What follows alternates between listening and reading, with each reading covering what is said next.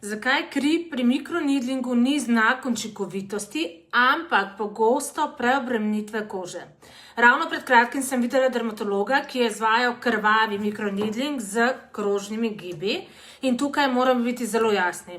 Krožni gibi ustvarjajo strižne sile v koži, igle ne vstopajo in izstopajo pravokotno in to pomeni več raztrganin tkiva, nekomerne globine in mikrotravm, ki niso nadzorovane. Zato se v strokovni praksi uporablja stamping in ne rotacija. Stamping metoda omogoča pravokotni vstop igel, enakomerno globino, manj poškodb tkiva, večji regenerativni učinek z manj vnetja.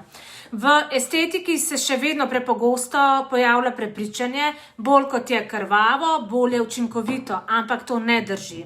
Kri pri mikronidlingu zelo pogosto ni znak učinkovitosti, ampak znak, da je bila koža preobremenjena. Cilj mikronidlinga ni poškodba žil. Cilj je mehanska stimulacija fibroblastov v dermisu, ki sprožijo sintezo kolagena, obnovo tkiva, regeneracijo kože. Kapilare pri tem nimajo nobene vloge pri kolagenski stimulaciji. Če pride do krvavitve, to pomeni, da smo šli pregloboko v območje, kjer namesto regeneracije sprožimo vnetje in pa stresni odziv.